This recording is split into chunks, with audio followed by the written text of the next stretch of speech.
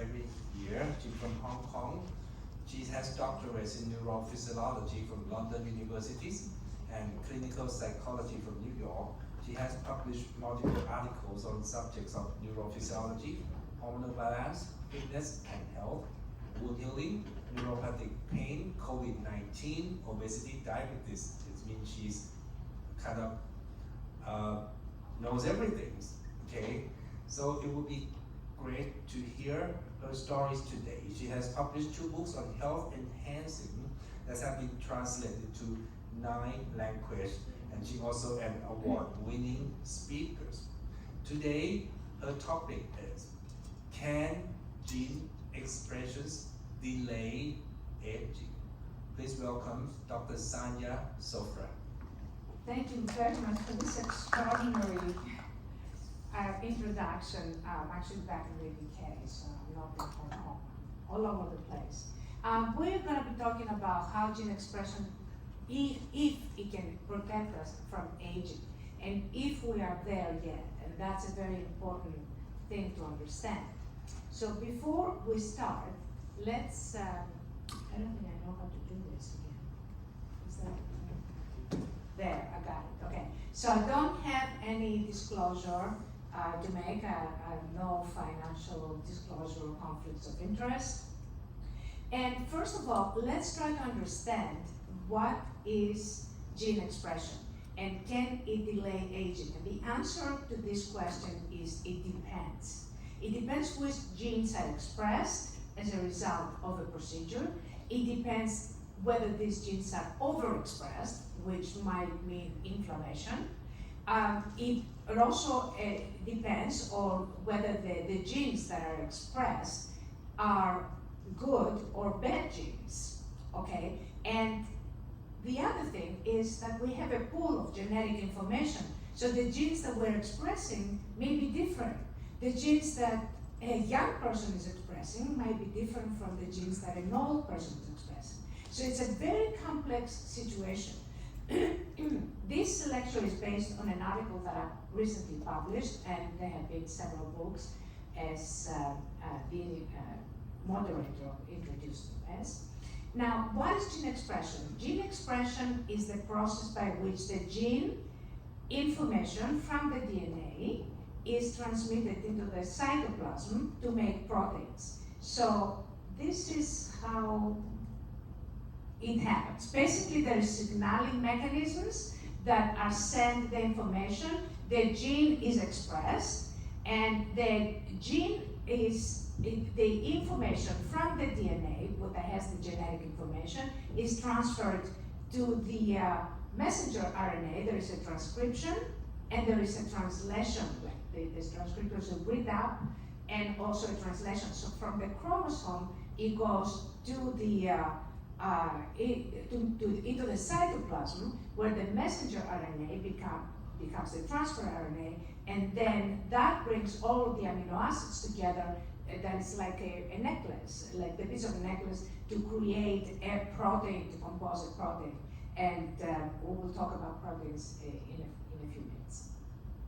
So the cell receptors detect the input signals from the proteins. So the proteins are involved into the gene expression, and the gene expression leads into making proteins. So gene expression is a very, very complex thing. So several genes may control the expression of one gene, and several proteins might also control the expression of one gene that is going to end up making more proteins.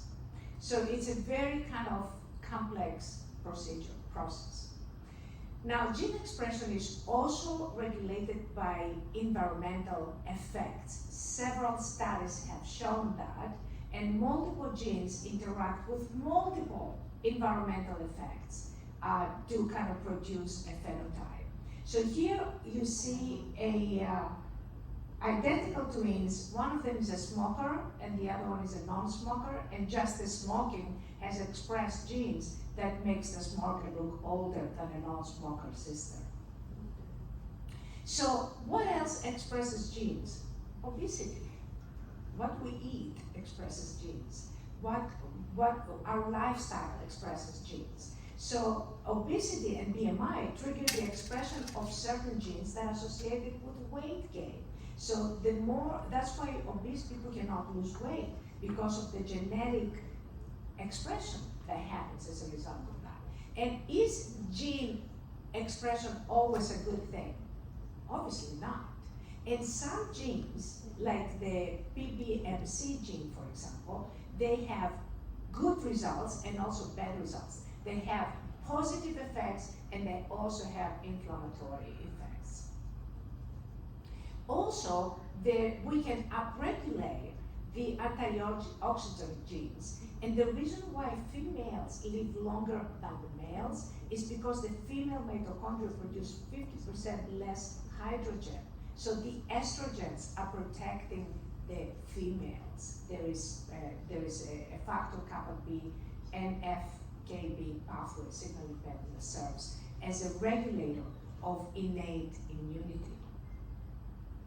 Now, let's talk about telomeres. There have been a lot of lectures everywhere in the world about telomeres and telomerase, and you have creams and you have a lot of different things.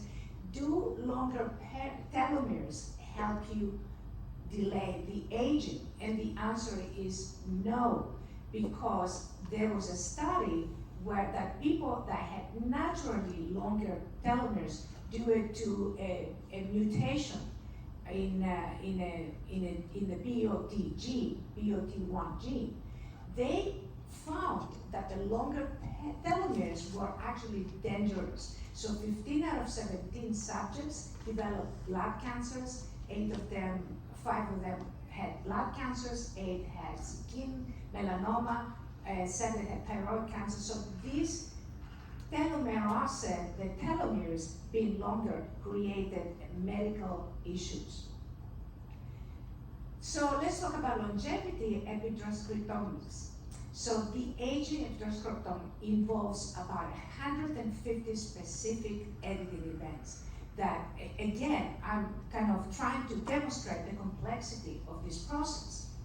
Now, there is genome editing. They're doing it. Just, the science is up to this level, and it's happening right now. There is a genetic manipulation, and they do it specifically for genetic deformities, genetic disorders that is necessary, it's a necessary process. However, there are several ethical considerations, and you cannot just start changing genes indiscriminately. Only the specific part of the gene that has to do with the disorder can be changed. So there is gene expression as a science, but it's very restricted, and there is a lot of ethical considerations. And there are longevity genes that we have identified, like the APOD, the FOX03, the CETP gene. Several genes have been identified. And then there is a study by BBL, that's the broadband light. Basically, they did not find any longevity genes, for one thing. They did not even find collagen. But they claimed that they found gene expression of anti-aging genes. And let's see, what is the anti-aging genes they actually found? They found the CMPSTE24 gene that is associated with lamin A. Now, if lamin A is mutated, then you get progeria, which is the early aging. The problem with that finding is that this gene is overexpressed, signifies inflammation.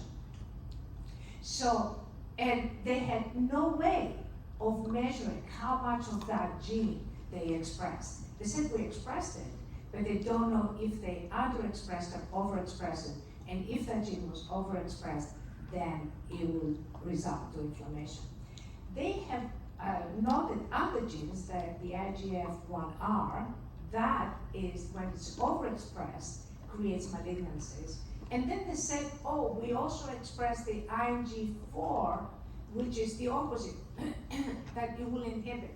So this one, I'm not sure what is the end result of this contradiction here. Then they express the EIF4G1 gene that is involved in Parkinson's disease. I'm not sure why they're mentioning that particular gene.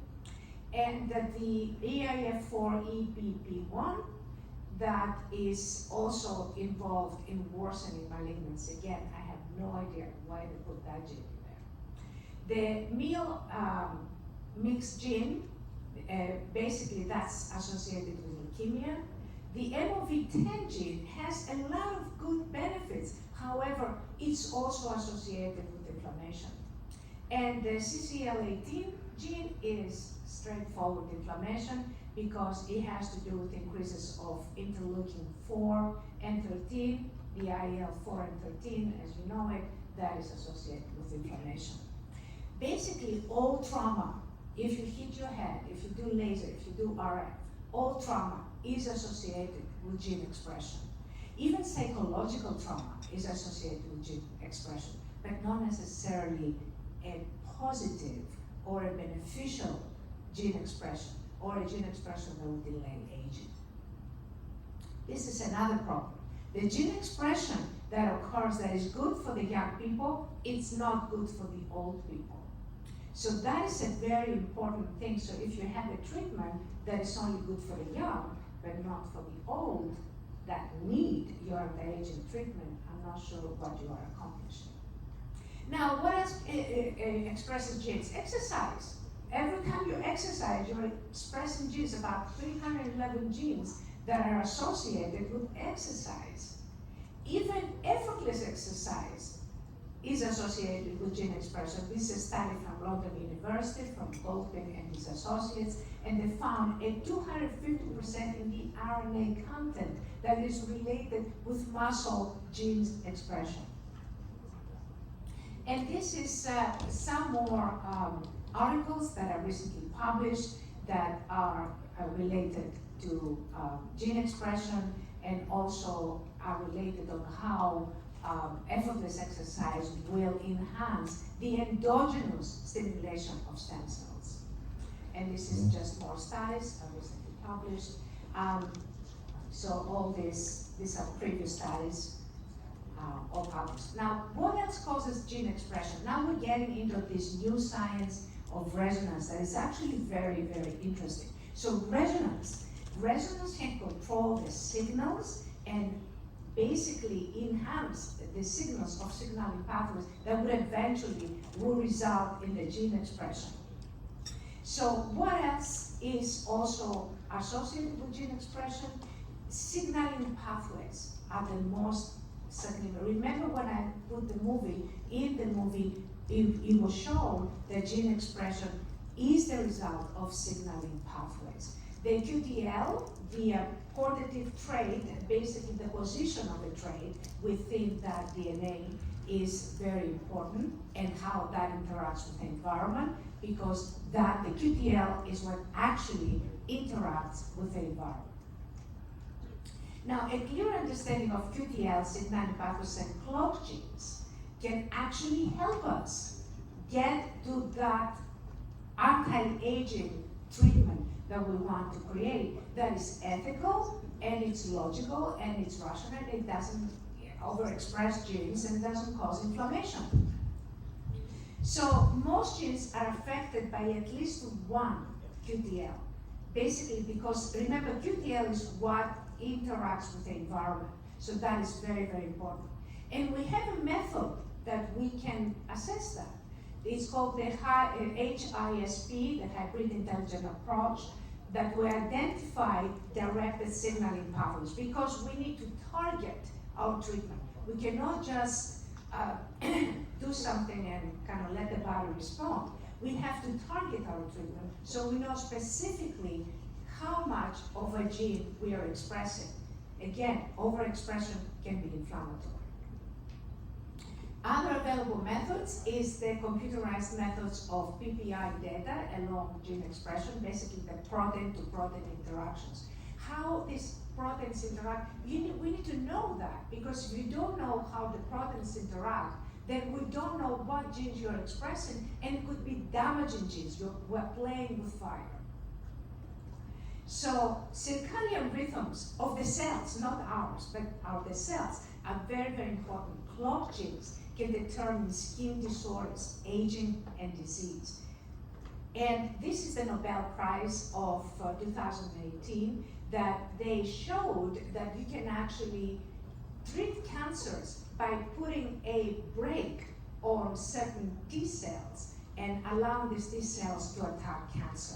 And again, this has to do by manipulating clock genes.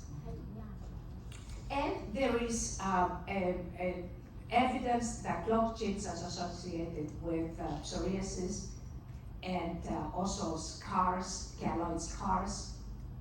And identifying skin disorders, we can isolate genes and we can understand what they produce. And can we actually reverse, can we unboil an egg, basically refold proteins? And the answer is yes, we can refold proteins, and that can help improve cancer treatments. That's another Nobel Prize. And basically, a denatured protein can become a natural protein through this resonance process that I was discussing. It's a very complex process because proteins they need to be folded, and they have several structures, two-dimensional, three-dimensional, four-dimensional structure, and basically heat can unfold them, and through resonance, we can again fold the proteins. And we have a treatment and a test that actually measures how you can refold proteins, and it's called the SBC coefficient. Basically, if the protein aggregations increases, that's a bad thing. If it decreases, we are in the right. And with this, I would like to end the lecture. Thank you very much. Thank you very much for amazing lecture. And I would like to ask participants to evaluate this session and speakers by scanning QR code, and evaluate this session after the full session also. And with great pleasure, I would like to introduce the chair